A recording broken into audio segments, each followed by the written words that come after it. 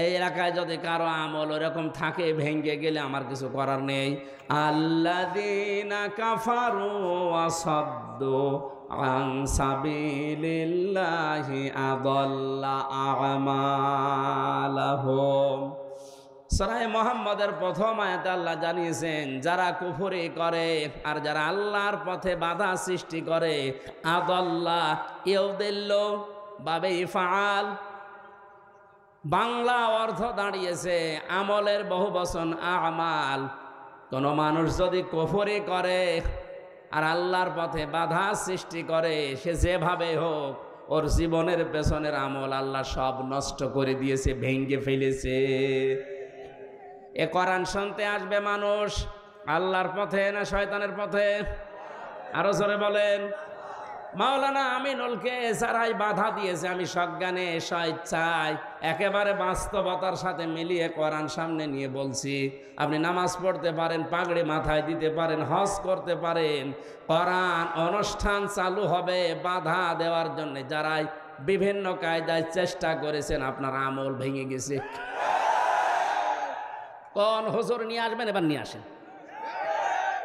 যদি মনে করেন না বানিয়ে বলছি, সূরা হুজুরাতের 2 নম্বর আয়াতের ব্যাখ্যা আছে, বিশ্ব নবীর উপরে যদি কেউ কথা বলে তাহলে তার আমল আল্লাহ নষ্ট করে দেয়, অথচ লোকটা জানেও না যে আমার আমল নষ্ট হয়ে গেল কি করে। লা তারফাউ আসওয়াতাকুম ফাওকা সাওতিন নাবিয়্যি ওয়া লা তাজহারু লাহু বিল কওলি কাজহারি বা'দিকুম লিবা'দিন আন তাহবাতা আমালুকুম ওয়া আনতুম লা তাশউরুন। কোন ইমানদার যদি নবীর উপরে কণ্ঠ দিয়ে উচ্চ আওয়াজে কথা বলে, হে নবী আপনি জানিয়ে দেন তার আমল আর নেই, সব নষ্ট হয়ে গেছে। এই আয়াত আমি বানালাম। কাবা এখনো পর্যন্ত মসজিদে নববীতে নবীজির রওজার উপরে এটা স্বর্ণের অক্ষর দিয়ে লেখা আছে। আপনি বলেন তো এখানে নবী আছে কিয়ামত পর্যন্ত দুনিয়ায় আসবে? আরো জোরে বলেন বলেন। নবী তো আসবে না কিয়ামত পর্যন্ত, এই আয়াতটা আল্লাহ কোরআনে দিল কেন?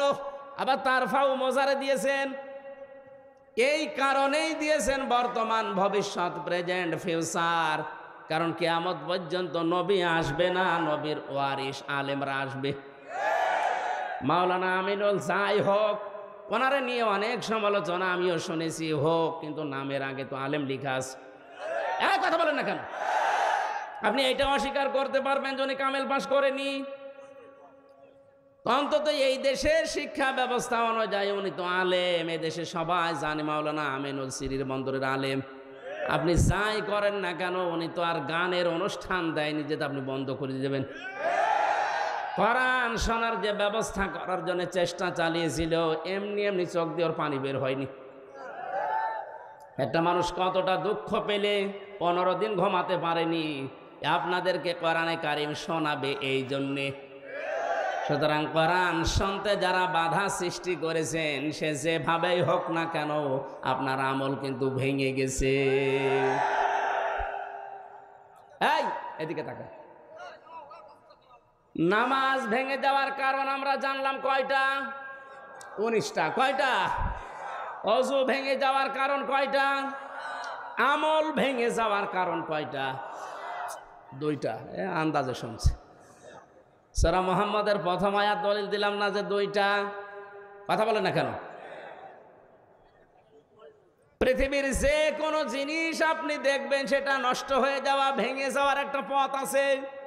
আমাদের যে আমল আছে, এই আমল ভেঙে যায় এই কারণে, নামাজ ভেঙে যায় এই কারণে, রোজা ভেঙে যায় এই কারণে, হজ ভেঙে যায় এই কারণে, যাকাত নষ্ট হয়ে যায় এই কারণে।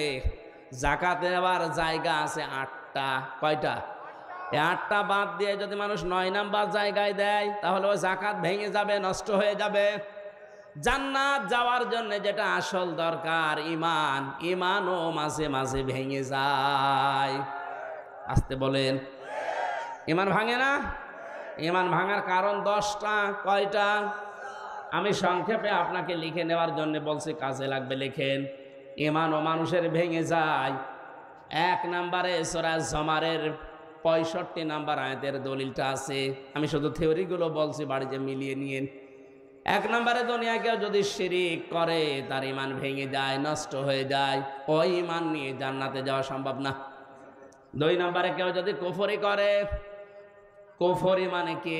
ঢেকে ফেলা। কুফরি মানে অস্বীকার করা, ঢাকনা দেওয়া, চেপে রাখা, গোপন করা।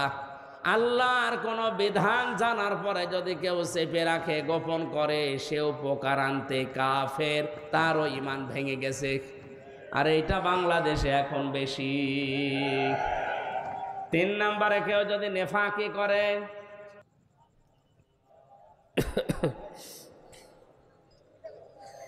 দাও খোদা দাও আমায় আবার ওমার দারাজ দিল, দাওয়ালির মতো বীর সেনানি জাগাতে নিখিল, দাও খোদা দাও আমায় আবার ওমার দারাজ দিল।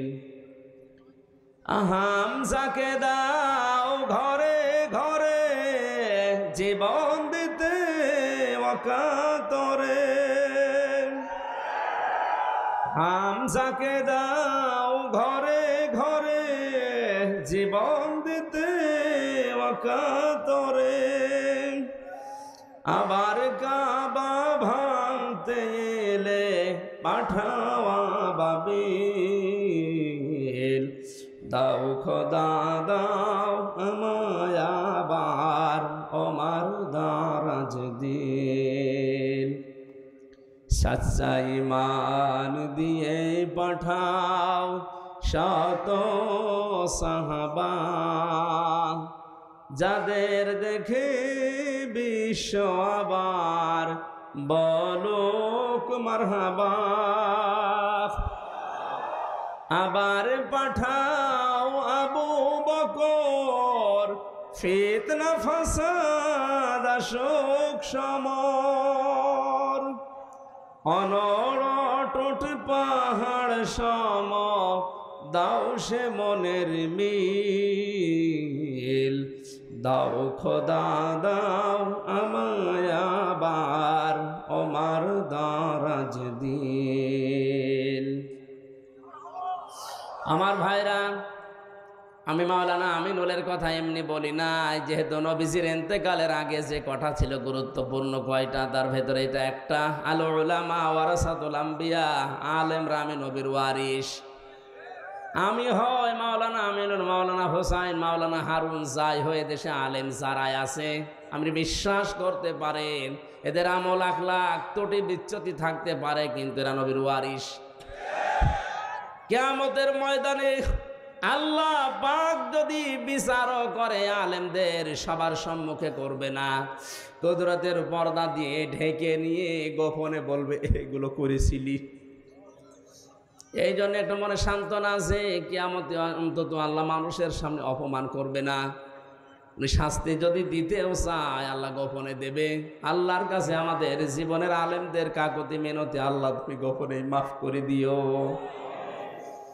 তোমার সাত্তার নামের ওসিলায় যেভাবে গোপন করে দিয়েছ, দুনিয়ায় কেউ জানে না। আমির হামজা, মাওলানা হোসাইন, মাওলানা আমিনুল কি করেছে অনেকে জানি না, তোমার জানা আছে। কিয়ামতে যেদিন বিচার বসাবে আল্লাহ কুদরতের ওই জায়গাতে যেন তুমি গোপনেই মাফ করে দাও।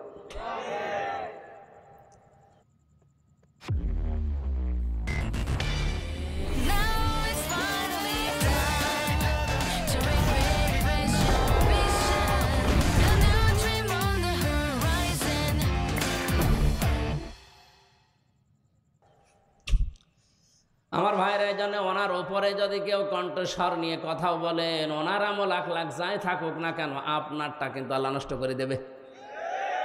আমি ইমান ভাঙার যে 10টা কারণ বলেছি লিখে নেওয়ার জন্য, যাদেরকে লিখে নিয়েছেন হয়তো 3 নম্বরে নেফাক, যাদের ভেতরে আছে মোনাফিকি, ওপরে ফিটফাট, ভেতরে সদরঘাট, আপনার ইমান ভেঙে গেছে। আমি একটা উদাহরণ তাফসীর থেকে লিখেছি, যারা সব ধর্মকে সমান মনে করে ওদের ইমান নষ্ট হয়ে গেছে। আরে দেশে এরকম অনেক মানুষ এখন দিন দিন বাড়ছে। সব ধর্ম সমান আপনি বিশ্বাস করা তো দূরের কথা, আপনি বলেন কি করে? যে দলিলগুলো আপনি দেন যে লাকুম দীনুকুম ওয়ালিয়া দিন, লা ইকরাহা ফিদ্দিন, এই আয়াতের অর্থ আপনি নিজেই ভুল করছেন, নিজেই উল্টাপাল্টা করে ঈমান হারাচ্ছেন, মানুষকেও হারাতে বাধ্য করছেন। যারা বিভিন্ন পূজা মণ্ডপে গিয়ে কথা বলে যে আমরা সার্বজনীন সনাতন ধর্মে এই অনুষ্ঠানে হাজির হইলাম, এ কথা যদি কেউ বিশ্বাস নিয়ে বলে থাকে ওর ঈমান নষ্ট হয়ে গেছে। কারণ সার্বজনীন ধর্ম একটাই দুনিয়ায়, তার নাম ইসলাম। আর সনাতন ধর্ম মনে করি অনেকেই বলি হিন্দু ধর্ম না, সনাতন মানে পুরাতন। সনাতন মানে এ পৃথিবীতে সব চাইতে পুরাতন ইসলাম, এর আগে কিছু ছিল না। এক কথা বলে না কেন? পৃথিবীর প্রথম মানব যিনি হযরতে আদম, তার ধর্ম কি? আরো জোরে। সুতরাং এ কথা কারা প্রচার করেছে আমরা জানি না যে সনাতন ধর্ম মানে হিন্দু ধর্ম, এটা মিথ্যা কথা। সনাতন ধর্মই পৃথিবীতে ইসলাম। ইন্নাদ-দীনা ইনদাল্লাহিল ইসলাম, আল্লাহর কাছে একমাত্র ধর্মের নাম ইসলাম। এজন্য ধর্মের আগে আলিফ লাম আছে। এখানে যারা গ্রামার বসে আলিফ লাম 4 প্রকার, এখানে যে আলিফ লাম দেওয়া আছে নির্দিষ্ট করার জন্যে। আমি যদি মাওলানা হোসাইনকে বলি ভাই আমি দিনাজপুরে যাব, উনি যদি বলে এই যে এই রাস্তাটা, এর আগে তাহলে তরিকের আগে আলিফ লাম দেওয়া লাগবে। তরিক এই একটাই রাস্তা, কিন্তু দিনাজপুরে যাওয়ার জন্য এখনো 4-5টা রাস্তা আছে। তখন আর তরিকের আগে আলিফ লাম দেওয়া যাবে না, কারণ এটা অনির্দিষ্ট। যে কোনো রাস্তা দিয়ে আমি যেতে পারি, দিনাজপুরে পৌঁছালেই হলো। কিন্তু কোনো রাস্তা দিয়ে দিনাজপুরে গেলে আপনি পাবেন না শুধু এই রাস্তাটা ছাড়া। তখন তরিক বা রাস্তার আগে কি লাগবে? আলিফ লাম। কি লাগবে? যত ধর্ম দুনিয়ায় আছে সব ধর্মের ব্যাপারে আল্লাহর বক্তব্য এই, সবগুলো শয়তানের আবিষ্কার করা, আমি আল্লাহর আবিষ্কার করা ইসলাম। আমাইয়াবতাগি গায়রাল ইসলামি দীনান ফালা ইকবালা মিনহু, ইসলাম বাদ দিয়ে অন্য কোন ধর্ম নিয়ে, অন্য কোন জীবন ব্যবস্থা নিয়ে কেউ যদি আল্লাহকে রাজি করতে চায়, ওর জীবনের কোনো কিছু আল্লাহ কবুল করছে না, করবে না। তাহলে আয়াতগুলো দ্বারা কি প্রমাণ হয়? সব ধর্ম সমান। আরো জোরে। অনেকে এখন ফতোয়া বের করছে যে আমরা উদারতা দেখাতে গিয়ে বলি আপনি কি আল্লাহর চাইতে বেশি উদার? আশা করছি এটা যারা ভুল বুঝে হোক আর জেনে শুনে হোক ষড়যন্ত্র করে বলছেন, আপনার ঈমান ভেঙে গেছে। 4 নম্বরে, নবী ছাড়া যারা অন্য কারো আদর্শ ভালো মনে করে। কয়েকদিন আগে একটা জরিপ পেয়েছিলাম, এদেশে বিশ্ব নবীকে একমাত্র আদর্শ মেনে চলে মাত্র 100 জনের 15 জন। তাহলে এই যে পয়েন্টগুলো আমি কোরআন থেকে হাদিস থেকে লিখেছি, প্রত্যেকটার পেছনে হায়াতের দলিল আছে। আমি দলিলগুলো লম্বা করে বলতে পারছি না, শুধু আমার সাবজেক্টে যাব। তাই যারা আজ বিশ্ব নবী বাদ দিয়ে অন্য কাউকে আদর্শ মানে, তাদের সংখ্যা এই দেশে 85 জন। কত? আর একমাত্র যারা বিশ্ব নবীকে উসওয়াতুন হাসানা মানে, ওদের সংখ্যা মাত্র 15 জন। আপনি হিসাব করে বলেন, আমরা খালি চিল্লাই যে দেশে 96% মুসলমান। হ্যাঁ, মুসলমান আছে, ওই আদমশুমারিতে আছে, আর ওই আগা কাটা আছে। অনেকেই ভাবে যে আগা কেটে দিলেই মুসলমান। ছাগল কি? ছাগলের তো দিয়ে, ছাগলের দেয় না। না, ভুল যারা করছেন আপনাকে সংশোধনী দিলাম, আশা করছে আপনার বিবেক খুলবে। এরপরেও যদি আপনি একেবারে সে আবু জেহেলের মতো অনড় হয়ে থাকেন, আমার মনে হয় আপনার হেদায়েত কপালে আর নেই। 5 নম্বরে, আল্লাহর বিধান যাদের ভালো লাগে না, এটা সূরা মুহাম্মদের 9 নম্বর আয়াতে আছে। এদেশে এখন নেই। একই আল্লাহর বিধান কোরআনে কারিমে আকিমুস সালাত খুব আদায় করছে, আতুজ যাকাত খুব দিয়ে দিচ্ছে, কিন্তু একই আল্লাহর বিধান আকিমুদ্দিন, দিন কায়েম করো, ওয়ালা তাতাফাররাকু ফি, এই বিষয়ে কোনো ফতোয়াবাজি করো না। এখানে ওর খবর নেই।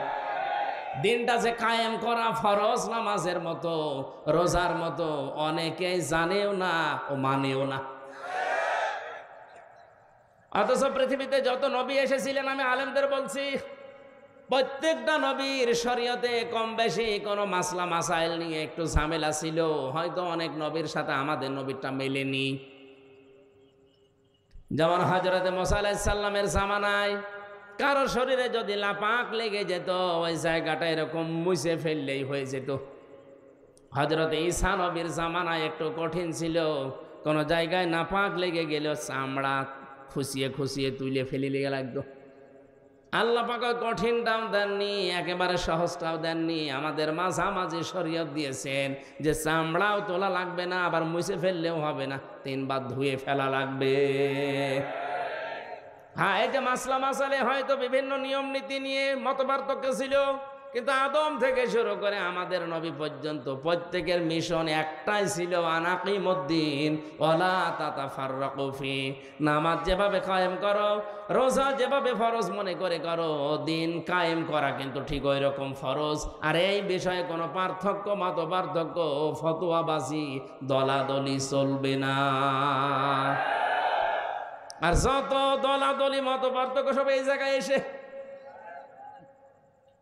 এদেশে মানুষ যত তার চাইতে দল বেশি। এটা মিথ্যা কথা। কারণ এমনও লোক আছে 1 জন 2 3 দল করে, যখন যে দল উনি ওই দলের কর্মী, যেদিকে বৃষ্টি পড়ে ওইদিকে ছাতা ধরে, এরকম মানুষ আছে না নেই? আল্লাহর কোন বিধানকে আপনি যদি খারাপ মনে করেন, হ্যাঁ আপনার বুঝে আসছে না সেটা আলাদা কথা বলছেন। আল্লাহর বিধানকে খারাপ মনে করলে ঈমান নষ্ট হয়ে যায়, ভেঙে যায়, ব্যর্থ হয়ে যায়। 6 নম্বরে দিনের কোন বিধানকে নিয়ে কেউ যদি কটাক্ষ করে, উপহাস করে, মর্যাদা দিতে না চায়, এটা আজ দিন দিন বাড়ছে। আল্লাহর বিভিন্ন বিধান নিয়ে মানে তো না, আর কটাক্ষ করে, আর উপহাস করে উড়িয়ে দেয়। আমি একটা উদাহরণ দিচ্ছি আল্লাহর কোরআন থেকে, একটু খেয়াল করে শোনেন। কোরআনের কোন আয়াত বোঝার জন্য কেউ যদি চেষ্টা করে, তার কিন্তু 500 রাকাত নফল নামাজের সওয়াব হয়। ইন্নাল্লাযীনা কাযযাবু বিআয়াতিনা ওয়াস্তাকবারু আনহা লা তুফাত্তাহু লাহুম আবওয়াবুস সামা ওয়া লা ইয়াদখুলুনাল জান্নাহ। আল্লাহ পাক বলেন, হে নবী, নিশ্চয় যারা আমি আল্লাহর আয়াতকে অবিশ্বাস করে, মিথ্যা মনে করে, আর যখন আমার আয়াত দিয়ে ওয়াজ করা হয়, তাফসির করা হয়, ব্যাখ্যা করা হয়, সতর্ক করা হয়, ও মানুষ সতর্ক না হয়ে অহংকার করে আরো উঠে চলে যায়। ওয়াস্তাকবারু আনহা, ইস্তেকবার করে, অহংকার করে, দাম্ভিকতা দেখিয়ে মুখ ফিরিয়ে চলে যায়। লা তুফাত্তাহু লাহুম, তোফাত্তাহু মুজারে, বর্তমান, ভবিষ্যৎ, প্রেজেন্ট, ফিউচার, তার জন্য খোলা হচ্ছে না, হবে না। আবওয়াবুস সামা, বাবের বহু বচন আবওয়াব, বাব মানে দরজা, আবওয়াব মানে দরজা সমূহ, সামা মানে আকাশ। আকাশের একটা দরজাও তার জন্য খোলা হচ্ছে না, হবেও না। এতটুকু আল্লাহ শেষ করেননি, পরবর্তী কথা আরো কঠিন। ওয়ালা ইয়াদখুলুনাল জান্নাহ, ওরা জান্নাত